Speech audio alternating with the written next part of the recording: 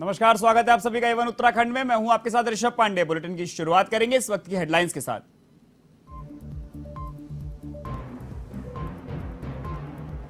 उत्तराखंड के रामनगर में दर्दनाक हादसा। ढेरा नदी के तेज बहाव में बही कार, हादसे में 9 की मौत, 1 महिला घायल।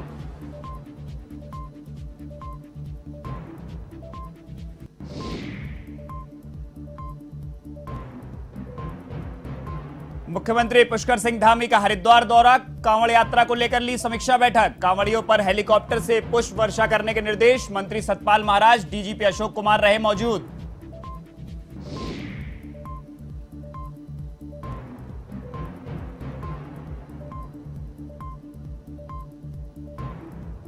खेल मंत्री रेखा आर्या का मुनि की रेती दौरा, पूर्णानंद स्टेडियम का किया निरीक्षण। उप क्रीड़ा अधिकारी से ली खेलों के बारे में जानकारी, तो स्टेडियम में फैली अव्यवस्थाओं को लेकर जताई नाराजगी।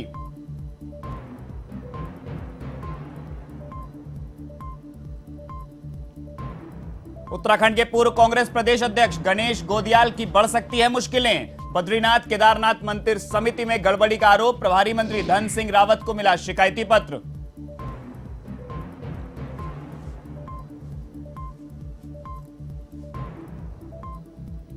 उत्तराखंड में आफत की बारिश। बद्रीनाथ हाईवे सहित चमोली की 21 सड़कें बंद, तो 8 जिलों में भारी बारिश की संभावना। मौसम वैज्ञानिकों ने कहा अभी पूरी तरह सक्रिय नहीं हुआ मानसून।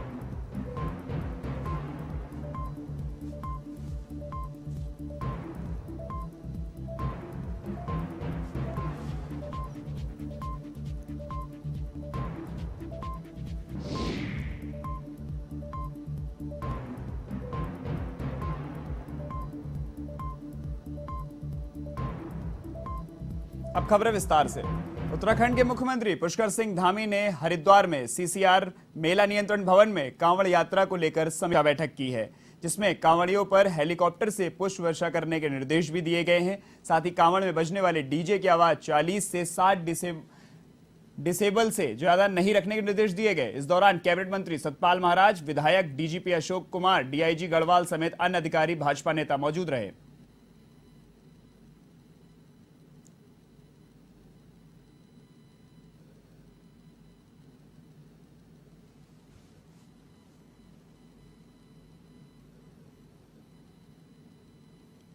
का हम हर तरीके से यहाँ पर स्वागत करेंगे और कांवड़ यात्रा जो है हमारे लिए बहुत महत्वपूर्ण। 2 साल बाद यात्रा शुरू हो रही है, इसलिए हमने सभी विभागों को, यहाँ पर जिला प्रशासन के लोगों को और जो हमारे अन्य जिले हैं जो यात्रा से जुड़े हुए हैं उन जिलों को भी पूरी तरह से कहा है हमारी सभी लोग प्रकार की जो भी व्यवस्थाएं होती है, ट्रैफिक व्यवस्था है, स्वच्छता की व्यवस्था है, यहाँ पर पार्किंग की व्यवस्था है, आने जाने की व्यवस्था है, खाद्य व्यवस्था है, रास्तों में भंडारी इत्यादि लगते हैं, टेंट लगते हैं, उन सभी की व्यवस्था अच्छी हो। सभी हम चाहते हैं कि जितने भी शिव भक्त, बाबा भक्त यहाँ आए, सभी सुरक्षित आए, उनकी यात्रा अच्छी हो, सरल हो, सुगम हो। ऐतिहासिक यात्रा है, उसी प्रकार से ये कांवड़ यात्रा भी ऐतिहासिक होने जा रही है। कोरोना के बाद ये 2 वर्ष के बाद जब ये कांवड़ यात्रा हो रही है और इसमें पूरे हिदायत दी हैं। माननीय मुख्यमंत्री जी पुष्कर सिंह धामी जी ने सबको निर्देश दिए हैं। इसमें प्रारंभ में पुष्प वर्षा होगी, सभी कांवड़ियों का स्वागत किया जाएगा और सबसे आग्रह है कि प्रेम और सद्भाव का परिचय देते हुए इस कांवड़ यात्रा को नशा मुक्त रखें और नशे से दूर रहें और निश्चित रूप में एक सद्भाव को फैलाएं, क्योंकि कांवड़ यात्रा सद्भाव का प्रतीक है। और उसमें जगह जगह स्ट्रीट लाइट्स के लिए हिदायत दी गई है, कूड़ा संग्रह करने के लिए हिदायत दी गई हैं और जो भी बीमारियां हो सकती हैं इस समय में उसके लिए औषधि सबको मिले, ये सब हिदायतें दी गई। मुख्यमंत्री जी ने सभी विभागों के साथ आज बैठक की है और कांवड़ मेले में लोगों के लिए, आने वाले कांवड़ियों के लिए क्या क्या सुविधाएं दी जा सकती हैं सबकी समीक्षा की है और कांवड़ मेले की पूरी अच्छे से तैयारियां की जा रही हैं। इस बार पिछले 2 वर्ष चूँकि कांवड़ मेला नहीं हुआ तो हम मान के चल रहे हैं कि बहुत ज़्यादा भीड़ आएगी, उसकी हमारी ओर से तैयारियां हैं और बाकी अन्य विभागों ने भी अपनी तैयारियां पूरी की हैं। इस बार हम ये ज़रूर अनुरोध कर रहे हैं लोगों से कि हम उत्तराखंड पुलिस ऐप पे, देवभूमि ऐप पे एक जो है रजिस्ट्रेशन का पोर्टल खोलेंगे, तो हम एक अनुरोध कर रहे हैं कि सब लोग रजिस्टर करा करके आएँ और या अपने थाने में रजिस्टर करा के आएँ। उसका फ़ायदा ये रहता है कि उन्हीं की सुविधा है। अब खबर हल्द्वानी से है, जहां सर्किट हाउस में मुख्यमंत्री पुष्कर सिंह धामी ने कुमाऊं मंडल के अधिकारियों के साथ बैठक की। बैठक में विकास कार्यों और आपदा प्रबंधन के लिए की गई तैयारियों की समीक्षा बैठक हुई। साथ ही कानून व्यवस्था और कई मामलों को लेकर भी अधिकारियों को दिशा निर्देश दिए गए हैं। वहीं बैठक में जल निगम के मुख्य अभियंता के नहीं पहुंचने पर उनको कारण बताओ नोटिस भी जारी कर दिया गया है और आंकड़े सही तरीके से नहीं बताने पर कुछ अधिकारियों को मुख्यमंत्री ने फटकार भी लगाई।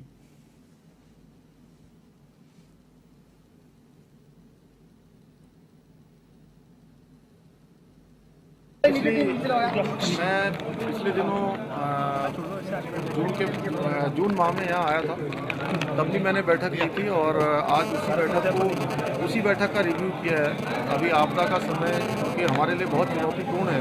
हमारे प्रदेश में प्रत्येक वर्ष में भूस्खलन होता है, कहीं सड़कें बह जाती हैं, कहीं पर अतिवृष्टि हो जाती है, उसके कारण से हर वर्ष नुकसान होता है। इसलिए मैंने सभी अधिकारियों के साथ आज इस बात की समीक्षा की है कि आपदा के समय में हम लोग त्वरित रूप से सभी लोगों को जो ज़रूरी चीज़ें हैं वो पहुंचा पाएँ और आपदा का जो असर है उस असर को कम कर पाएँ उस दिशा में, और साथ ही साथ जो विकास कार्य चल रहे हैं वो समयबद्ध तरीके से पूरे हों। इसके साथ साथ एक कार्य संस्कृति हमारे यहाँ आनी चाहिए कि हमारे सभी अधिकारीगण, सभी कर्मचारीगण सरलीकरण, समाधान और निस्तारण जो हमारा मंत्र है उस मंत्र के आधार पर काम करें, समयबद्ध तरीके से अपने कार्यालयों में पहुँचें।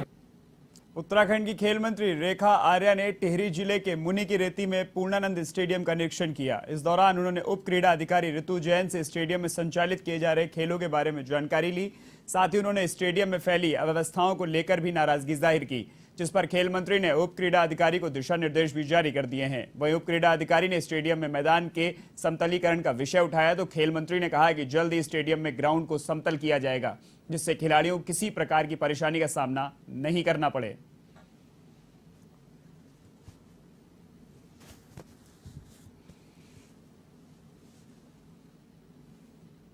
पूर्णानंद खेल स्टेडियम टिहरी को देखने का मौका मिला। इसको लेकर लगातार कई जनप्रतिनिधि मुझसे कहते रहे कि मैडम पहाड़ों के बीच में वो स्टेडियम है, उसको निरीक्षण जरूर करिए। तो आज उसी पर्पज से इस स्टेडियम को निरीक्षण भी किया गया और निरीक्षण करने के दौरान में ये महसूस हुआ कि वाकई स्टेडियम को और ठीक करने की आवश्यकता है। हमारे बच्चे यहाँ पर दिनचर्या के लगभग 4:30 बजे से लेकर 7:30 बजे तक यहाँ पर विभिन्न प्रकार के खेल हुआ करते हैं। मैदान में ये महसूस होता है कि कहीं ना कहीं समतलीकरण की आवश्यकता है। कहीं कहीं पर जो है लगातार खेल मैदान का उपयोग कभी बहुउद्देशीय शिविर के नाम पर, कभी मेले के नाम पर या कभी अन्य प्रयोजनों के नाम पर इसका उपयोग होता रहा, जिसके कारण से जो समतलीकरण विभाग 1-2 बार करा चुका है वो फिर से जो है खराब हो जाता है। उत्तराखंड के रामनगर में दर्दनाक हादसा हो गया। यहां पर्यटकों से भरी एक कार उफनती नदी में जा गिरी। इस हादसे में 10 लोग तेज धार में बह गए। सूचना मिलते ही एसडीआरएफ समेत पुलिस प्रशासन की टीम मौके पर पहुंची। रेस्क्यू ऑपरेशन चलाकर 9 लोगों के शव बरामद कर लिए गए, जबकि एक लड़की और एक महिला को बचा लिया गया है। रामनगर कोटद्वार रोड के बीच स्थित कॉर्बेट नेशनल पार्क के ढेला जोन में यह हादसा हुआ। बताया जा रहा है कि पंजाब के रहने वाले 11 लोग अर्टिगा गाड़ी में उत्तराखंड के पर्यटन स्थलों पर घूमने के लिए निकले थे। इसी बीच उनकी कार रामनगर की ढेला नदी के नजदीक पहुंची। भारी बारिश के चलते नदी उफान पर थी और पुल के ऊपर पानी बह रहा था। इसके बावजूद ड्राइवर ने सावधानी नहीं बरती और गाड़ी को तेज रफ्तार में पुल से पार कराने लगा, लेकिन तेज धार के चलते पर्यटकों से भरी यह कार नदी में जा गिरी। फिलहाल दुर्घटना में गंभीर रूप से घायल महिला को उपचार के लिए रामनगर के सरकारी अस्पताल में भर्ती कराया गया है।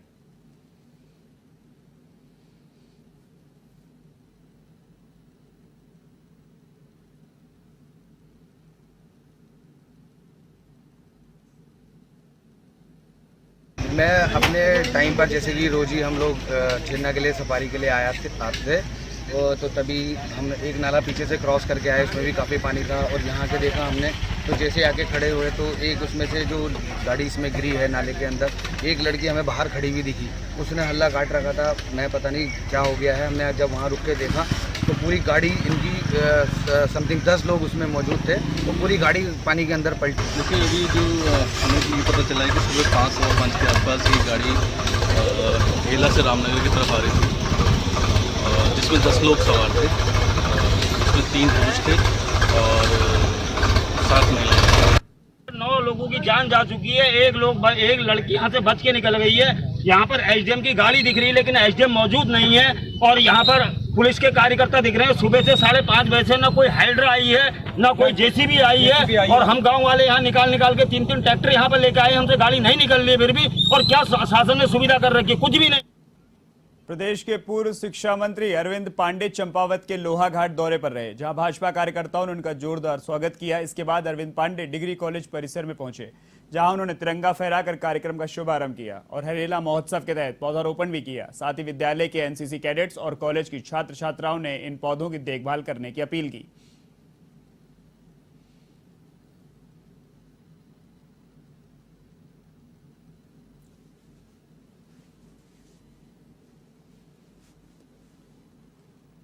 के संरक्षण संवर्धन के निमित्त आज मुझे लोहाघाट आने का अवसर प्राप्त हुआ। मैं सबसे पहले आपके माध्यम से चंपावत विधानसभा की जनता का, इस जिले की जनता का मैं धन्यवाद दूंगा कि मुख्यमंत्री जी को ऐतिहासिक वोटों से जिताने का काम किया। हरेला का जो त्यौहार है 16 जुलाई को, 23 जून से लेके डॉक्टर श्यामा प्रसाद मुखर्जी का बलिदान दिवस 23 जून को होता है। बीते 6 जुलाई को उनकी जयंती थी। इस पूरे पखवाड़े को प्रकृति के संरक्षण संवर्धन के लिए भारतीय जनता पार्टी ने संकल्प लिया है। उत्तराखंड कांग्रेस के पूर्व प्रदेश अध्यक्ष गणेश गोदियाल की मुश्किलें एक पुराने मामले में शुरू हो गई हैं। वर्ष 2012 से 17 के बीच बद्रीनाथ केदारनाथ मंदिर समिति के अध्यक्ष के रूप में उनके कार्यकाल में मंदिर समिति के सदस्य आशुतोष डिमरी ने गंभीर आरोप लगाए हैं। आशुतोष डिमरी ने मंदिर समिति पर वर्ष 2012 से 17 के बीच भारी वित्तीय अनियमितताओं के आरोप लगाए हैं, जिसको लेकर उनकी ओर से शिकायती पत्र प्रभारी मंत्री चमोली धन सिंह रावत को दिया गया है। बीकेटीसी के सदस्य की ओर से आरोप लगाए गए हैं कि मंदिर समिति के अध्यक्ष गणेश गोदियाल के कार्यकाल में भारी गड़बड़ी हुई है। इस शिकायत के आधार पर प्रभारी मंत्री ने मुख्य सचिव और धर्मस्थ सचिव को पत्र लिखकर जांच के आदेश जारी कर दिए हैं। नहीं, अब क्या तथ्य सामने आए हैं, किस विषय पर जांच हो रही है, ये जांच के बाद ही पता चलेगा ना। क्या तथ्य है, क्या चीज़ पर हो रही है जांच, ये जांच के बाद ही चलेगा। बीकेटीसी मंदिर समिति के कुछ सदस्यों ने पूर्व अध्यक्ष श्री गणेश गोदियाल जी के ऊपर कुछ निराधार अनर्गल आरोप मढ़े हैं। ऐसे में सिर्फ इतना ही स्पष्टीकरण देना चाहते हैं कि वो बीकेटीसी के अध्यक्ष रह चुके हैं 12 से 17 के बीच में, और 1 लाख रुपया जो महीना मानदेय बनता था, जो व्यक्ति उसको तक सरेंडर कर देता हो, उसको तक ना लेता हो, उसके ऊपर वित्तीय अनियमितताओं का जो आरोप है वो सरासर निराधार जान पड़ता है। मेरे पास सैकड़ों लेटर पर डे आते हैं, और जो भी लेटर आते हैं तो उसके लिए एज ए मंत्री जो है हमको लिखना पड़ता है। मेरी जानकारी में बहुत कुछ है नहीं उसमें, लेकिन अगर सच में अगर कोई अनियमितता हुई है तो निश्चित रूप से उसकी जांच होनी चाहिए। इधर उत्तराखंड के हल्द्वानी में कांग्रेस ने महंगाई के खिलाफ प्रदर्शन करते हुए केंद्र सरकार का पुतला दहन किया। इस दौरान कांग्रेस विधायक सुमित हृदयेश भी मौजूद रहे। केंद्र सरकार के खिलाफ जमकर नारेबाजी करते हुए कांग्रेस नेताओं ने कहा कि आम जनता लगातार महंगाई के बोझ तले दबती जा रही है। सुमित हृदयेश ने कहा कि पिछले 2 महीनों में गैस के दाम आसमान छू रहे हैं। रोजमर्रा की चीजें आम लोगों की जिंदगी से दूर होती जा रही हैं। एक तरफ बेरोजगारी और महंगाई लगातार बढ़ रही है, तो दूसरी तरफ सरकार लोगों को परेशान कर रही है। लिहाजा कांग्रेस आम जनता की आवाज बनकर सड़कों पर उतरकर आंदोलन करती रहेगी।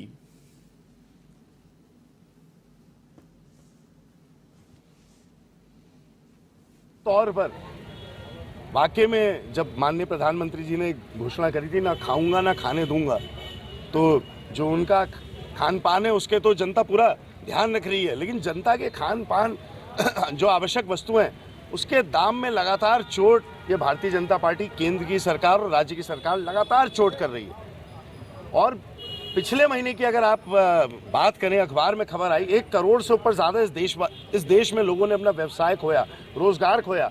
उसके बावजूद आप गैस के दाम बढ़ा रहे हो, आप आटे पे जीएसटी लगा रहे हो, आवश्यक वस्तुओं के दाम निरंतर बढ़ाने की एक साजिश इस देश में आम जनता की जेबों में सीधे सीधे घात करने की जो साजिश ये भारतीय जनता पार्टी की सरकार करी, इसके विरुद्ध कांग्रेस लगातार इस मुद्दे को बढ़ा रही है।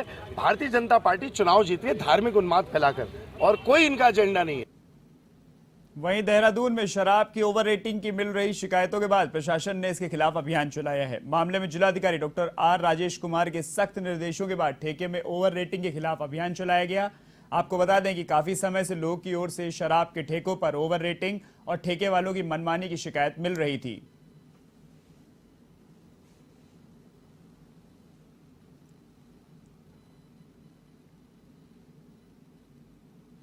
के खिलाफ प्रशासन कड़ी से कड़ी कार्रवाई करेगी और इसी के मद्देनज़र हम लोगों ने ये अनिवार्य किया था कि सभी दुकानें ये प्रदर्शित करेंगी फ्लेक्सी और बैनर के माध्यम से कि यहाँ पे ओवर रेटिंग नहीं किया जाता है, और जिन्होंने ये फ्लेक्सी बैनर नहीं लगाया था उनके खिलाफ भी कार्रवाई हुई थी और लगभग यहाँ पे 93 दुकानें हैं शराब की।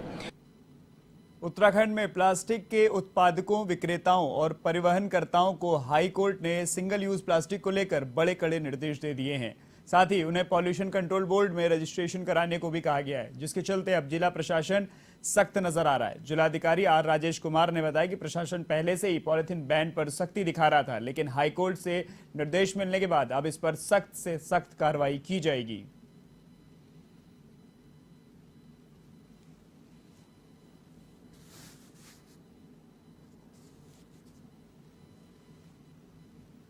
जागरूकता अभियान चलाया था, जिसके तहत हमने सभी जितने भी दुकानदार हैं और कस्टमर्स हैं उनसे भी रिक्वेस्ट किया था कि सिंगल यूज़ प्लास्टिक का यूज़ ना किया जाए। और अभी जब 1 जुलाई से पूरे देश में बैन लग चुका है, हम लोग हैवी फाइन्स के माध्यम से हम लोगों ने अभी एक अभियान चलाया है और ये अभियान लगातार चलता रहेगा और सिंगल यूज़ प्लास्टिक के यूज़ पे जो बैन लगाया है माननीय न्यायालय द्वारा, उसका कड़ाई से अनुपालन सुनिश्चित किया जाए। 14 जुलाई से हरिद्वार में शुरू होने जा रहे कांवड़ मेले को लेकर बैठक आयोजित की गई। हरिद्वार जिले से सटे उत्तर प्रदेश और उत्तराखंड के जिलों के बीच समन्वय बैठक में गढ़वाल कमिश्नर और डीआईजी गढ़वाल भी शामिल हुए। मीटिंग में कांवड़ मेले से जुड़े सभी पहलुओं पर चर्चा हुई, जिसमें उत्तर प्रदेश और हरियाणा के जिलों से आए अधिकारियों ने भी जरूरी सुझाव दिए। वहीं गढ़वाल कमिश्नर सुशील कुमार ने बताया कि इस बार कांवड़ मेले में करीब 4 करोड़ श्रद्धालुओं के हरिद्वार पहुंचने की संभावना है। इसके मद्देनजर कांवड़ यात्रा में ट्रैफिक कंट्रोल और श्रद्धालुओं के लिए मूलभूत सुविधाओं की व्यवस्था करने को लेकर विस्तार से चर्चा की गई। लिए गए हमारा सुझाव ये है कि एक तो जो भी श्रद्धालु गाँव से आएंगे वहाँ से, तो थानों में एक सूची टाइप का बना ले, जो व्यक्ति आ रहे हैं, टीम लीडर, कितने लोग आ रहे हैं, वाहन का नंबर, उनके मोबाइल नंबर, इससे एक उनकी जानकारी हमें मिल जाएगी और यहाँ बॉर्डर में हमें भी दे देंगे। इस तरह का एक उनके परिचय लेने का। और एक अपील ये भी किया गया कि हर एक श्रद्धालु जो भी आए अपने साथ परिचय पत्र जरूर रखें। एक अपेक्षा है कि इस वर्ष जो कांवड़ यात्रा है उसमें भी काफ़ी अधिक संख्या में यात्रियों के आने की संभावना है। उसको देखते हुए समस्त व्यवस्थाएं बनाई जानी हैं, जिसमें कि मुख्यतः ट्रैफिक को लेकर जो व्यवस्था है, दोनों तरह का जो पैदल यात्री है और जो वाहनों से जो डाक कावड़ इत्यादि आते हैं, उसके लिए ट्रैफिक रूट्स के विषय में चर्चा हुई कि किस प्रकार हम उसको गाजियाबाद से, मेरठ से, हरियाणा से, यमुनानगर से, करनाल से, उधर हिमाचल में पोंडा साहिब, सिरमौर आदि क्षेत्रों से किस प्रकार नियंत्रित करेंगे। उत्तराखंड में ईद के पर्व को लेकर पुलिस और प्रशासन पूरी तरह से अलर्ट मोड पर है। ऐसे में रुद्रपुर कोतवाली में ईद उल जुहा को शांतिपूर्वक तरीके से संपन्न कराने को लेकर अमन कमेटी की बैठक आयोजित की गई। बैठक में एसपी सिटी मनोज कत्याल ने ईद के पर्व को शांतिपूर्ण और सौहार्दपूर्ण तरीके से मनाने की अपील की है। साथ ही उन्होंने इस अवसर पर कुर्बानी को सार्वजनिक स्थान पर न करने की सख्त हिदायत दी है। वहीं एसपी सिटी ने अशांति फैलाने वालों के खिलाफ कठोर कार्रवाई करने की चेतावनी भी दे दी।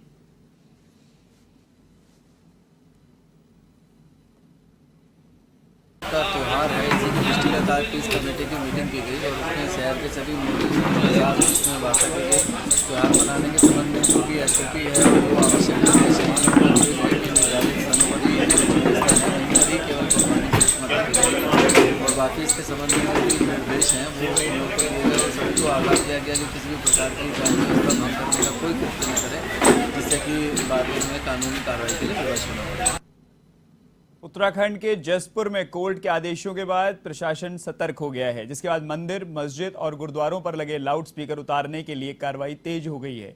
इसी को लेकर जसपुर कोतवाली परिसर में बैठक आयोजित की गई, जिसमें क्षेत्र के मंदिर के पुजारी, मस्जिदों के मौलवी और गुरुद्वारा पाठी मौजूद रहे। कोतवाल जसपुर ने कोर्ट के आदेशों का हवाला देते हुए सभी से लाउडस्पीकर उतारने की अपील की, साथ ही दिशा निर्देशों का पालन नहीं करने पर कानूनी कार्रवाई की चेतावनी भी दी।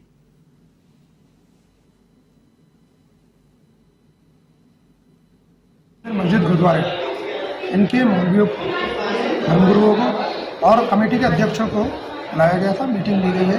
माननीय उच्च न्यायालय के द्वारा जो है दिशा निर्देश दिए गए थे पूर्व में भी, और अनुपालन कराने, कड़ाई से अनुपालन करने के लिए आदेशित किया गया था कि जितने भी मंदिर, मस्जिद, गुरुद्वारे के ऊंचाइयों पर जो उनकी मीनार हैं, छत हैं और उनकी चोटियों पर जो भी लाउड स्पीकर लगे हैं तुरंत उतारे गए। इसके अनुपालन करने के हेतु, अनुपालन करने और कराने के हेतु जो है इसके लिए समस्त लोगों को बुलाया गया था, और आज ही इसमें बताया कि शाम तक।